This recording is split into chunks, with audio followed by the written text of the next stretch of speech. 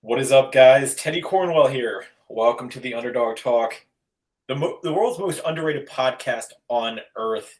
Today, I'm joined by a guy who wore three numbers in the NFL: 41, 24, 26. He Yes, goes by sir. Captain. We're just going to call him the Captain, Captain Munnerlyn. How you doing today, man? What is up on this glorious Tuesday? How's everything going for you? Man, everything's going good, man. Fantastic, actually, man. Just had some big news break for myself. I'm a high school head coach now at a high Wow. school up here at Julius L. Chambers. So I'm excited about that. I have a press conference tomorrow, to introduce. So I'm breaking the news on your show. I have a press conference tomorrow to break it to the world that I'll be the head coach at Julia L. Chambers High School up here in Charlotte, North Carolina. Hey, congratulations. And man, it's only fitting that you're going to coach in North Carolina where you played most of your career, and obviously Yes. North Carolina, South Carolina. I would say same thing, but a lot of people will get mad at that comment. And man, that's awesome to obviously shape and blossom those young minds and be a leader on and off the field for those guys. And I'm sure you're going to kill it. And I'm not a fortune teller, but I see a state championship coming. So Hey, really, hopefully I can pull a Teddy Bridgewater, my former teammate. So hopefully I can pull a Teddy B like him, man, and win one soon.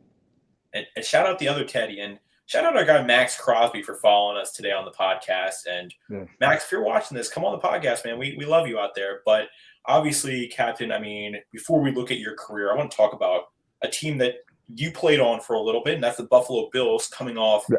a very impressive win against Lamar Jackson and the Ravens, one Mhm. that could have gone either way. What were your thoughts on Josh Allen, Lamar? Um, what was that? Obviously, being on the Bills for a little bit, how much did that mean for the Buffalo Bills organization? Oh, it was huge. It was huge. It's crazy we talking about that because I actually did the Bill Wash coaching adversity thing. I did that this past summer with the Okay. Buffalo Bills. So Wow. I know all those guys, and just being around the guys like Josh Allen, the guys in the secondary who I had an opportunity to play with, Taron Johnson, and knowing the defensive coordinator, Bobby Babbage. He was my first ever nickel coach in the NFL. He was young, man. That was back in the day. So I ain't gonna tell y'all my age and his age, but we are a little older now. But he was my first actually nickel coach in the NFL. Now he's the DC up there. So I had a chance to work with those guys this past summer and learn from Coach McDermott, Coach Bobby Babbage, a couple other coaches in the building, and to see them get a huge win like that against dang good team against the Baltimore Ravens that nobody really gave them a chance. Everybody thought it was the Lamar Jackson year. He had a running back down in Derrick Henry, and it was his year. To flourish, really get to the AFC Championship game and make that Super Bowl run. But guys like Josh Allen and that defense, man, they stopped him in his tracks, and they got a chance, man. I really think they got a chance to make the Super Bowl and bring a Super Bowl back, to Buffalo. Even though, no, not back. Even though they have been there plenty times before. It's crazy how they've been there 4 times in a row Four and times, then yeah. win it. Yeah, so to get that opportunity to get back to the big dance, I really think they got a chance to get back to the big dance and win it. And I love everything you said, Catherine, on that. And I just want to give a shout out to Lamar Jackson because I mean he played, wasn't his best game, but man, No, he but still had but a hell of a year, man. His warrior, like warrior. like man, to come back being down like they was, they was down 21-7, I want to say, at half, or something like that. I think they gave up 6 points in the second half defensively. So yeah, they was down 21-7 at half, and to come back and make it a game like they did, and a 2 point conversion away from going into overtime, or Buffalo going down there to kick a field goal. We never know what's going to happen, but to fight back into a game, that just show you the winning mentality that he have, the Warriors, like being a warrior that he is. The game ain't never over with him till it say 0-0 on the clock. And he showed that, man. He showed that he can get back into a game, even though he lost. Ain't no more victory. We athletes, we don't believe in more victories. Even though he lost, he still got to feel like, man, he left a lot of plays on the table. He had two costly turnovers, but at the same time, he got to feel like, man, I gave our team an opportunity, opportunity to go out there and still win that game. 100% warrior. But I mean, him and Josh are warriors.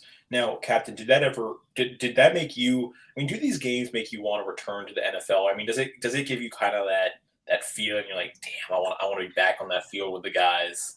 I miss the itch. I do miss the itch. But coaching now is my itch. It Okay. gives me the itch. I feel like I'm still part of that. I'm giving back to kids right now, showing kids that anything is possible. I love the name of your show. I'm an underdog. I've been the underdog. I actually got it tattooed on me. So, so I like that, man. Just giving back to the kids and just showing, man, anything is possible. If you look at me, I'm not the biggest guy in the world, but I played this big man game for a very long time. And to go out there and just compete again, I miss that. I miss going out there to compete with the guys and miss being in a locker room with the guys where, anything goes in the locker room, man. You could be going through a whole lot of stuff in the outside world. You can be going through death in your family. Kids problems, marriage problems and things like that. But when you step in that locker room, it seems like all those problems are gone away.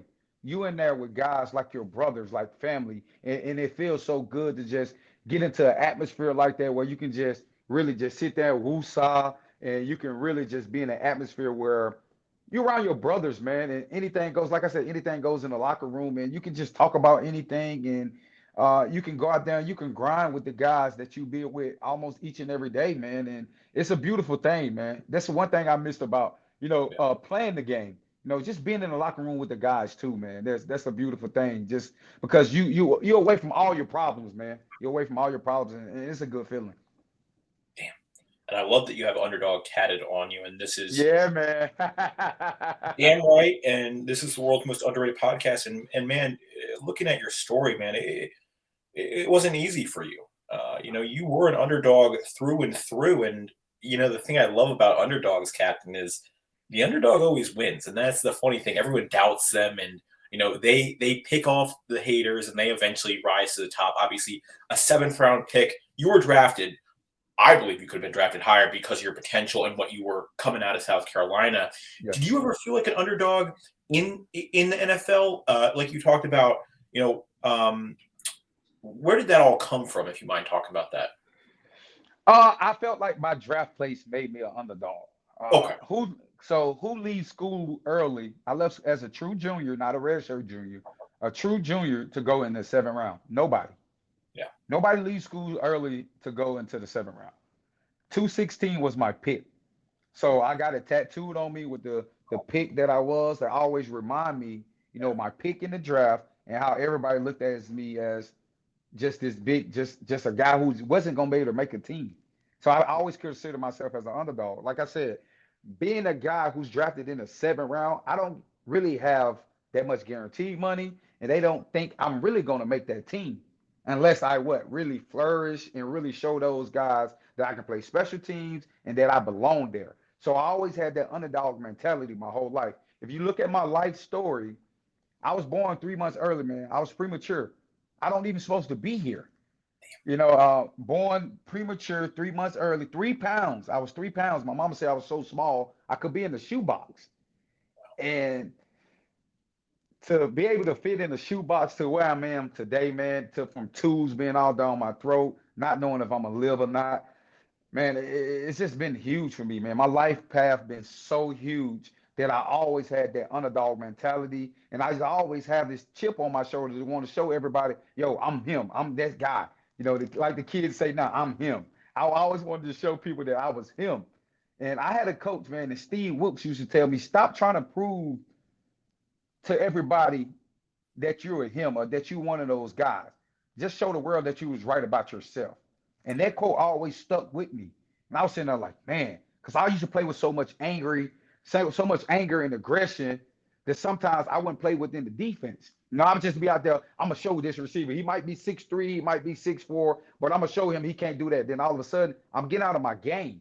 And when he told me that, like, stop trying to prove to everybody that they was wrong. Like, stop that. Just prove that you was right about yourself. So that's when I started coming down, calming down, and seeing the difference of my style of play and how that I was just going out there playing, making plays, having fun, smiling, and still playing within the defense and making a whole lot of plays. Obviously, I mean, from your rookie year to your final year, I mean, you the growth was seen both on your play and obviously your leadership that you brought to the field.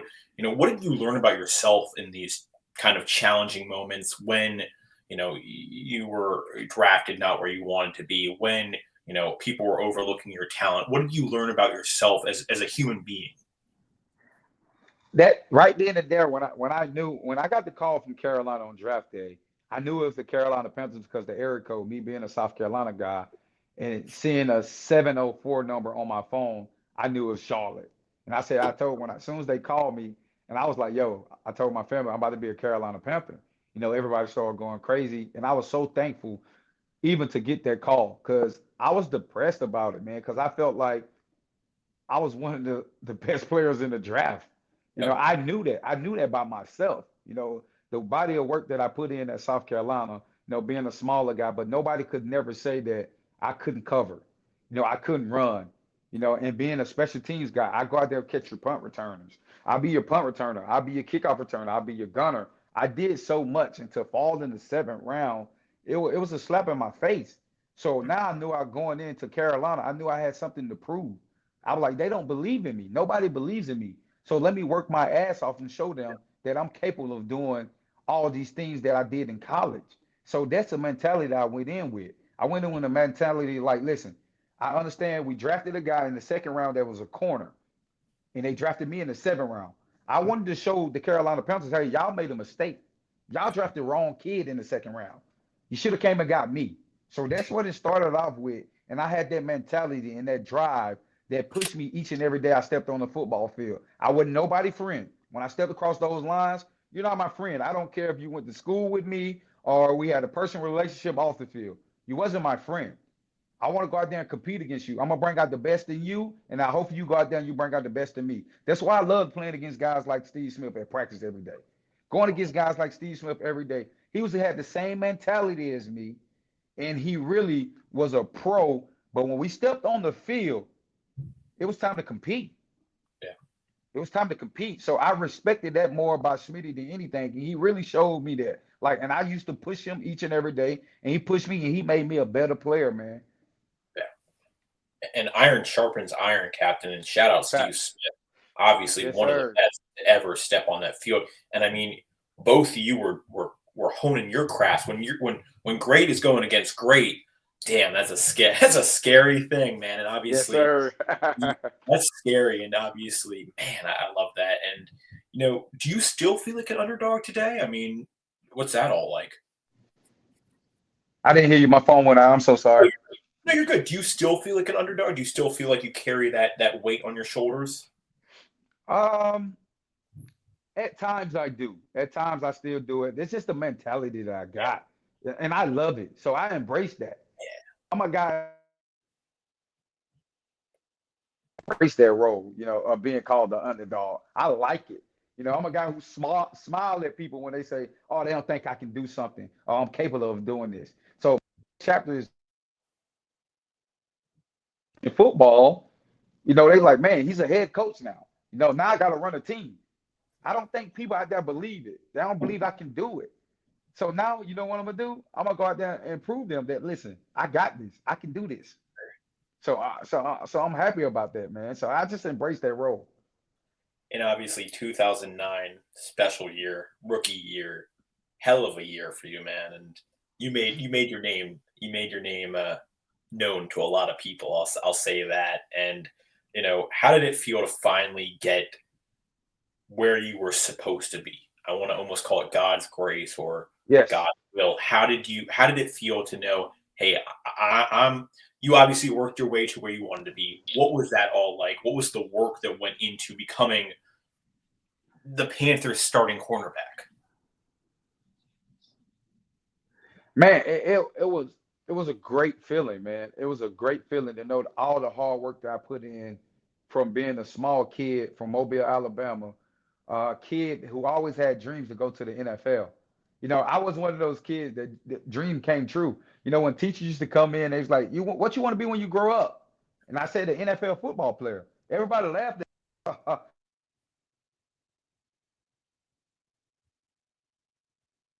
Sorry, I lost a little connection. Somebody was calling me. I'm so sorry. You're good. You're good. Oh, you can edit it, right?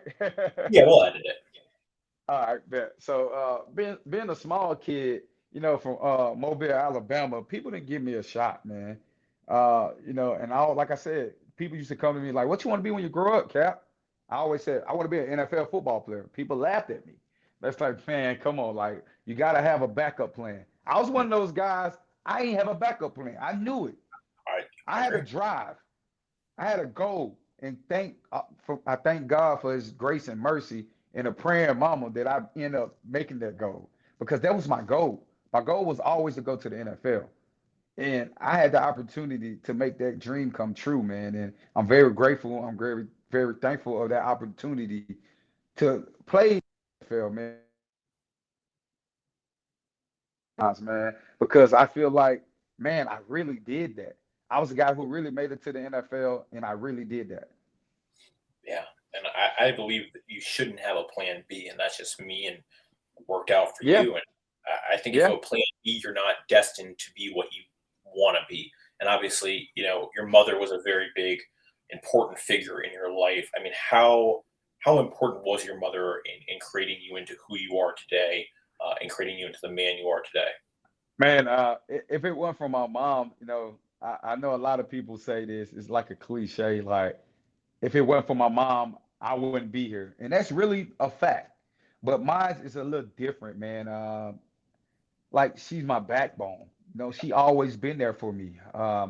My father died at a very young age when I was 6 years old, so I didn't have that father figure in my life. I had a mom who took me to football practice with help with some coaches. I had a mom who went to academy sports and outdoors to get me cleats, to give me all the things I needed to be successful. I had a mom who laid everything on the line for me to get a car in high school to be able to drive back and forth to practice.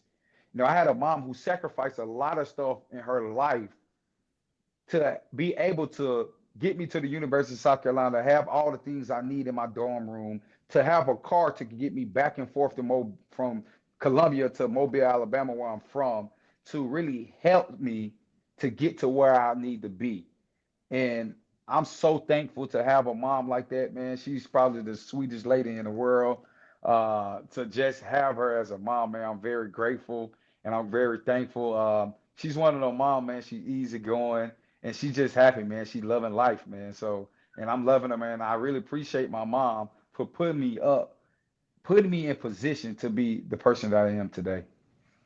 And I love it. And she's probably, I know she's proud of the man you become. I mean, you heard it here first. High school football coach next, and Yeah, NFL yeah. star former, and man, and wow. Now, what do you think of the current NFL? Do you, off topic, do you see it going in the right direction? I always love to ask NFL players, do you see the NFL going in the right direction? We had Jamarcus Russell on, and he was like, well, for quarterbacks, it's getting a little soft. And obviously, you're playing a cornerback position, different position. But how do you see the game evolving? Oh man, shout out to Jamarcus Russell. We from the same hometown, by the way. We both Yes, from Mobile, yes. Alabama. Yeah, so that's my guy, man. Good dude, great guy. Um, I think the league is soft now. It's soft now. It's very soft. That's a very true statement. It ain't just for the quarterback's position. It's every position, man. You can't tackle a certain way. If you look at the new kickoff rule, it's a totally different rule now, and it's it's going into a very player safety league, but at the same time, it's taking some of the physicality out of the game. If you get the drift of what I'm saying, so it's definitely good for safety, but the physicality that we've been thriving on since we were smaller, when we used to go tackle people and we used to hit them, and it was like, man, it was woo. We used to jump up. Now it's you can't do that. You can't. You barely can touch these guys these days. And I understand for the player safety, but it's definitely taking the physicality out of the game, and it's kind of making it soft. It is kind of making it soft, and sometimes I miss those big hits. When a guy used to run that slant route, he knew he had a linebacker sitting right there that would knock him out. Now he's like, man, I can run this slant route. I'm gonna get hit, but I know they really can't touch me. So it's taking kind of like the physicality out the game, and it's really changing the game. And it's made for offense. The game really made for offense. So they want to see the scoreboard light up, man. Nobody want to see a defensive game. Everybody want to see touchdowns. And I heard that you played tackle football since the age of 4 years old. Is that Since correct? 4 years old, yes, I played tackle football since I was 4 years old. Now, Captain, do you think your game would have been different in this current, NFL system? I would have played longer. I definitely would have played longer for sure.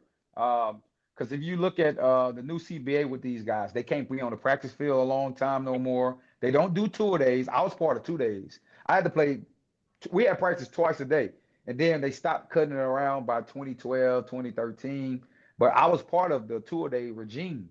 We had 2 days, so I think I would have played longer because, like I said, they don't spend a lot of time on the practice field like they used to. I think you can only be on the practice field like 2 hours, 2.5 hours. Like back in the day, it didn't matter. We on the practice field till we got it right. They didn't care. So I think I would have definitely played longer. And in the physicality of the league, like I said, it has changed. It's a little softer for sure. Yeah. No, 100% agree. I mean, I hate to throw Patrick Mahomes under the bus, but we saw him in the Texans game. I mean, he didn't even get hit, and it was a flag, and that was a game-changing play. And That game changing play, man. Like I said, everybody they're gonna protect who they want to protect, man. I And agree. and the referees are, they're human, so it's judgments calls, but at the same time, it's like, wow. Yeah. It's like why you even call that? So they protect who they want to protect, and it's some judgment calls, some calls that I feel like that shouldn't be made, but it's the NFL, man. They always trying to protect who they want to protect anyway. So not to throw them on the bus or anything like that, but it's different, man. The game definitely is different. And speaking of the Chiefs, do you see your former team, Buffalo, being able to ultimately upset Kansas City this week? Do you see that I happening? think so. I think Wow. it's happened. I think it's definitely happened. I think Buffalo is built to beat that team now. They definitely built to beat that team. If Josh Allen go out there, protect the football, they have a chance. They have a chance, man. It's gonna be a good game. I don't see a blowout or nothing like that, but I see a good game. But I think Buffalo finally get over the hump. I think they beat the Chiefs, they stop them, and Buffalo go on to the Super Bowl. Yeah. No, I think it's going to be a hell of a game, and you got two caliber quarterbacks just battling it out. Now, back to you, Captain. I got to ask $1 million question. You're an Alabama guy. Why? I heard you got an offer from Alabama. I had to ask this question. I heard you got an offer from Alabama, and I know you got some from West Virginia as well, which would have been a Yeah. great fit for you. But why not stay? Why not stay hometown? Everybody in my hometown was going to Alabama and Auburn. Everybody in the state was going to Alabama or Auburn. And I had a quarterback named Chris Smelly who went to South Carolina with me. And we played in this junior All-Star game in Alabama called the Alabama versus Mississippi All-Star game.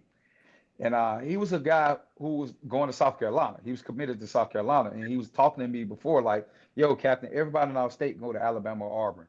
I think he was even committed to Alabama. And at the time, Mike Shula was the head coach, at Alabama. Yep. And Mike Shula was a cool guy. He ended up being, with me when I was with the Panthers. And he always make jokes with me like, "Yo, you the reason why I got fired from Alabama. You didn't sign with us." So it's always been an ongoing joke. But I wanted to do something different. And Steve Spurrier kind of swept my mom off her feet. He kind of swept me off my feet. He came in, man. He was down there in Mobile, Alabama. He came home visit. He talked to me. He talked to my mom. He told me what the expectation was, and I had an opportunity to take my game to the next level. He saw that in me, and like I said, man, I know everybody in my state go to Alabama or Auburn, but I think I just wanted to be different. I wanted to do something different. I was part of Steve Spurrier's first really recruiting class at the University of South Carolina, and I wanted to be different. I definitely wanted to be different, and that's why I chose South Carolina over the Alabama and the West Virginia and things in like the Kansas State because I wanted to be different and I wanted to play in the SEC, and that was the SEC school I chose. Man, that hit differently because I'm from Baltimore, Maryland, in that area, and I grew up a Ravens fan. Everyone's a Ravens fan, and all I wanted to be different. So I Yeah, chose a team that the most popular team in America, so I didn't choose a team that's doesn't have fans. I chose the Dallas Cowboys, but they're damn far away from Baltimore. I'll tell you that, Captain. That's so far. Wow. It is so far, but I'm a big Tony Romo fan, and man, Oh yeah. he's my guy, and Yeah. we've had a few Cowboys on it. And I think, hey, speaking of head coaching jobs, if Dallas Cowboys, if Jerry Jones calls your phone right now, Captain, goes, hey, you got an I open don't want it. position. I don't want it. I don't want it. I don't want it. I don't want it. I don't want it. I'm good. I'm I fine. I don't want respect the loyalty. I respect the loyalty. And No, speaking of that, I don't need Jerry Jones up behind me on my back telling me what I need to do and stuff. I'm good. I stay at high school level. I'm good. and one of your role models growing up in the football industry was Dion. I mean, how likely do you see Dion Sanders becoming a Dallas Cowboys head coach? Do you see that as a possibility? I don't see it. I don't see it. I had the time to spend some time with Dion coming out for the draft. I trained with him when I came out for the draft and stuff. And I actually went to a Colorado game this past year when they played Utah. Uh, I know the type of guy Deion Sanders is, and Jerry Jones ain't gonna be able to treat him like he do the other coaches he did. Like he just can't do a guy named Deion Sanders like that. A guy of his caliber, like it's gonna be the hard to do a guy like Deion Sanders like that. And I think Deion know that. I know he don't want to do that. He's not gonna take a back seat to Jerry Jones. It's his football team. Either you gonna let me run it my way, or I'm not gonna run it at all. And I think that's the mentality Dion's gonna have. He gonna want to do it his way. If you're not gonna let him do it, he's just gonna stay at Colorado. So I think that's what's gonna happen. Yeah, I think it'd be a tough fit, and good luck to whoever's the next Dallas Cowboys coach because you got a lot of damn pressure. And so you went to a Colorado game this year. Do you see Shador Sanders or even Travis Hunter being legit or elite in the NFL? Yes, I definitely seen them be elite, man. I think both guys are very elite. They got very unique talents, and they definitely special kids. They definitely special kids, man. And to see those guys really in person, I was impressed. I definitely was impressed with those guys, man. Just to see those guys, how they just handle themselves on the field and off the field, just being around those guys when I seen them, how they mannerisms, how they came off the field and stuff, and the connection that they have. I think in the NFL, they're going to have a very successful career. Shador, I don't know what team he'll go to, but I know he's going to learn and he's going to try to flourish. And he got the makeup to flourish, man. He know it, man. His dad been in the NFL. His dad played in the NFL. His dad coached him. He's one of those special type guys. And Travis Hunter, man, is a talent that we really haven't seen in a very long time. There's a lot of guys that got talent. Don't get me wrong. I got talent. A lot of guys that got talent. But to see a guy do it on both sides of the ball at a very high level as he does, as he done it is wow. It's mind blowing. Can he do that on Sundays? I don't know if he can do that each and every Sunday. It's like you going to guard Tyreek Hill, and then all of a sudden you got to go against Jalen Ramsey. It's a difference. So that'll be difference. But do I think it'll be packages for him? Of course. I definitely think it'll be packaged for him that the showcase both sides of the field, but to do it each and every down, I just can't see him doing that. No, that's a good analogy, Captain. Obviously, one going up against obviously like a Tyreek Hill, and then going up against a Jalen Ramsey. I mean, it's got to be mentally hard to switch those positions and go against the elite of the elites. Now, you mentioned something about talent, and Drew Brees knows you have talent if you know what I'm talking about. I gotta ask, that was your first career sack, right, against Drew Brees, where you picked him up and Listen, just I got Drew. I done sacked Drew Brees so many times in my career. He probably hates me. I got 10 and a half sacks, and I guaranteed you at least 4 or 5 of them on him. but Like for you some know the one reason, where you picked him up and for you put him on his back. yeah, for some reason they can't block me. New Orleans Saints haven't figured out to block me yet. But but yeah, man, he knows me real well. He got up, he was upset, man. He was upset about that one. But he went after the wrong guy. I wish he would have came after me. He went after the wrong guy, but I guess he knew better. He knew better. Now you went against some great wide receivers, obviously. Who was one of the elite wide receivers that you went up against? It was challenging and gave you a hard time. I want to say early on in my career, a guy named Reggie Wayne. Yeah, Reggie Wayne, early off in my career, man, he was, whew, I'll never forget, man. He gave me problems. He gave me fits, bro. And I was sitting there like, man, he was older too. And I was sitting there like, man, this guy right here is so crafty. He's so nice. He was just doing everything. The releases he was giving me and things was, was off the charts. And I thought I was prepared because I was going against a guy at practice every day named Steve Smith. But Reggie Wayne definitely was different. Those two guys. Steve probably is number one on my list because I seen the most of him all the time. But Reggie Wayne definitely was a guy that was on my list that I didn't think he was going to be like that. And he was one of the guys that I was like, wow, Reggie Wayne definitely is a top tier guy. He definitely one of the ones that I was sitting there like, man, this guy is very special. and correct me if I'm wrong. He is a Hall of Famer, right? Well, I don't think he made it yet, but he's Okay, up for it. I think Yes. yeah, I think he should be. I mean, he's a Colts He's super. definitely going to get in. One day he definitely get in. It's so hard as a receiver to get in, but I think one day he will get in. Now, what was your most memorable play in your NFL career? I named your I named your my favorite play of you was the Drew Brees one. But what was your most memorable game changing play you made in your career? I think the most memorable, it's got to be the pick six I had against the New York Jets, where I broke the record for the Panthers pick sixes. I got five of them for my career for a touchdown, and that one right there just stood out the most because it actually was my last year of my contract being in Carolina and leaving, but I ended up so having to come back. And sometimes you can't write the story like I wrote it and how it's been written. So I think that one just it meant a lot to me because I didn't know that I ever get that record and be able to come back and play. It was just like wow. But that pick six right there to break that record, probably my most memorable play that I was like, yo, man, I really did it. Because after I did, I always seen it. I seen the record. Everybody was telling me like, yo, you right there at it, man. You get one more, you'll be the leader in franchise history. And I'm sitting there like, huh? That's Yeah, like, yeah, you got four, you get one more, you'll be, the leader in franchise history. I was sitting there like, even though it's a franchise that wasn't around for a very long time, to get that record was definitely a big key in my career. And I'm happy that I still got it. I know records are made to be broke. Hopefully somebody break it one day, but as today, I'm still the pick six king in Carolina. So when they address me, they always can say that's the pick six king. just a kid from Alabama, and it's only fitting is one of my favorite plays. Also, is when your rookie year, you forced a fumble from Eli Manning, so Eli Manning knows who you are as well. If Oh yeah.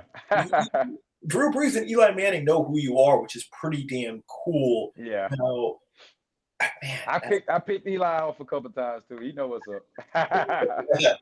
I love it, man. And And a cool story, man. Even Peyton knew me, man. And I did a event with the Panthers this past year. We went to Denver, and I went to Denver. I was on the sideline before the game and stuff like that. And we seen Peyton Manning, and Peyton was on the sideline, and he came up and just talking. He was talking to one of the guys I was with, and he looked at me. He said, "I said, what's up, man, Captain Munnerlyn?" He said, 41. He knew my number and everything. And I was sitting there like, oh wow, damn, this guy memory is that good. He even remember my number. And that was a cool moment for me. Like, man, damn, I've been doing something right. I did something right. For one of the greats like Peyton Manning to even know my number and still know my name, it was like, wow. Even though he got a damn good memory, but for him to just come up to me and then he was talking to one of the guys, and I was like, what's up, man, Captain Munnerlyn? He was like, yeah, 41. That was a moment where I had to sit back and like, yo, he even know, my name. That's pretty cool. real recognize real, and Yeah. that is pretty damn cool.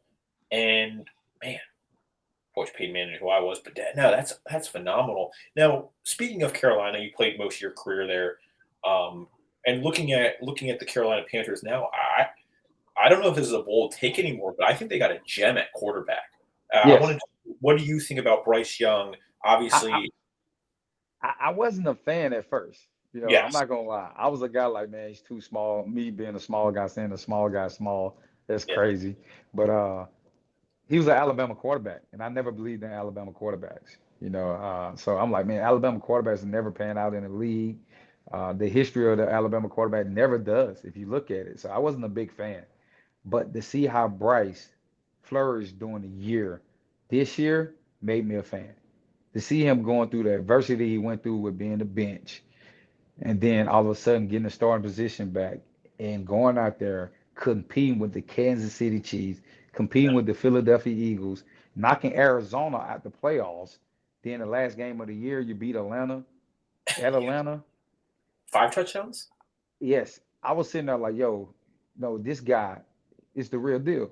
Just to see the stuff he did in those games through the year, you know, it was it was amazing, man. See a guy that went through. Everybody was trying to get rid of him. Nobody believed him. Everybody like, yeah, should the Carolina Panthers move on? I was a guy like I'm a fan now. I don't play no more. I'm not in the locker room no more. I was a fan. I want to win now, just like everybody else.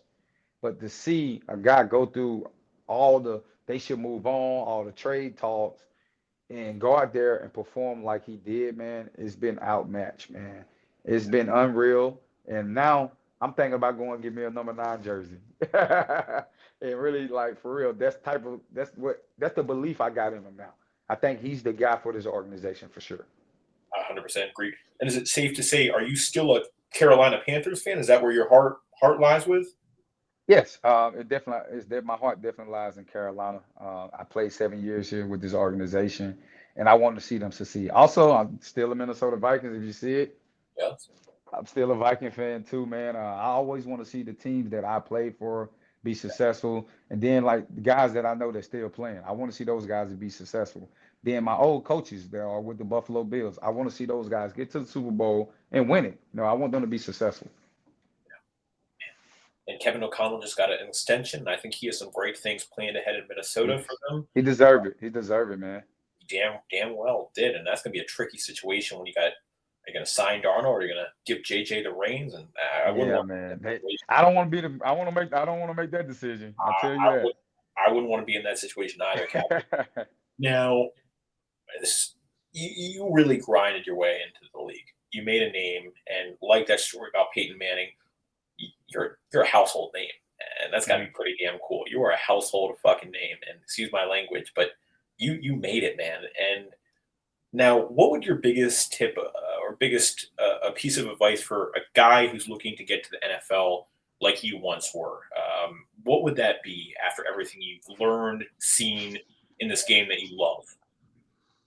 I would say, man, always just believe in yourself. Hmm. Um, it's always going to be doubters and haters, but always just believe in yourself. That's the key, man. If you believe in yourself, you feel like you can run through that brick wall. I'm sure you probably can do it if you really believe it. You know what I'm saying? Yeah, I know people always say stuff like that, but at the same time, you have to have the belief in yourself.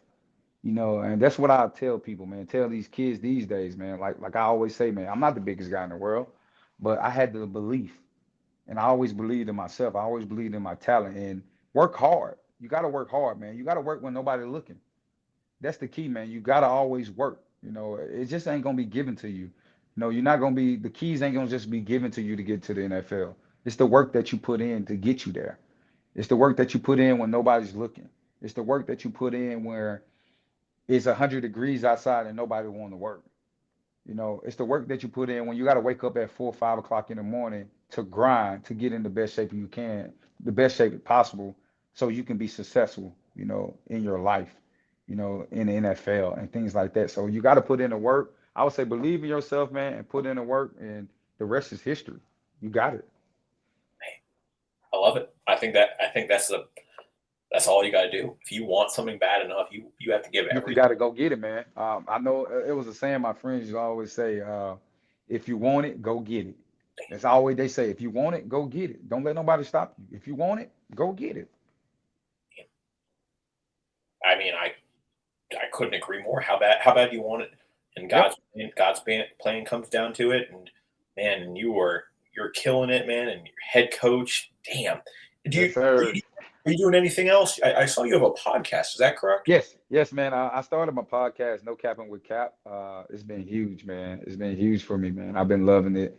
Just to talk ball, just giving people a perspective of inside football player mind, how he think, what some of the stories I had when I was playing football, and even the life after football, how tough it was to make adjustments in life. Being part of, we've been a part of this football world for so long. Now I got to be a part of the real world. How things can change, man. How I didn't have a schedule no more. Now I'm waking up any time of the day. Lost for a couple of years because I don't know what to do. Because I've been on a schedule my whole life, and then to back to coaching high school football. Now I'm back on the schedule. Now I'm pointing to young men's life to show them, man, like anything is possible. You can make it. You can do all these great things in life. Everybody's not going to make it to the NFL, but at the end of the day, you still can be successful in life.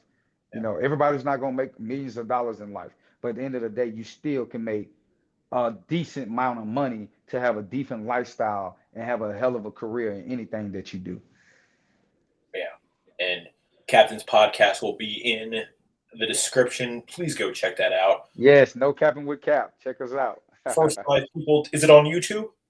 Yes, it's on YouTube. First 5 people to subscribe to that, send me a DM. We'll get you a special gift out to you, because who doesn't love talking sports with Captain Munnerlyn? I mean, name one person out there. And obviously, before we go, the floor is yours. Where can we find your social media? Anything you want to plug, anything you're working on? What's that all looking like? Oh man, you can find my social media. I'm on Instagram. I'm on Twitter. Well, X. They call it X now, right? Yeah, it's Captain_41. You also can follow my podcast page at No Capping with Cap. We on YouTube, we on Spotify, and all that, man. So make sure you like and subscribe to it, man. That's what I'm doing. I'm a new high school coach now at Julia's Chambers. I'm excited about that, man. The press conference is tomorrow, and I'm ready just to give back to these kids, man, and show them, like I said, man. I know I've been saying this, like anything is possible, so I'm ready to do that. Anything is possible, guys. Don't forget to check out Captain's podcast. That again will be in the description. First 5 people to subscribe, send me a DM. We'll get you a special thing out to you. I mean, ladies and gentlemen, one more time, Captain Munnerlyn out here. Thank you so much for taking your time. Man, thanks for having me, man. I really appreciate it. Thanks for having me. And I think we saw the resilience. We saw the underdog. We saw all the things you battled through and overcame. So, man, that was powerful to listen to you tell your stories and hear how you've rose, shown, and conquered, man. So, yes, guys, sir. Don't forget to like, comment, and subscribe on this video. Until next time, Captain Munnerlyn and the Underdog out. Yes, sir.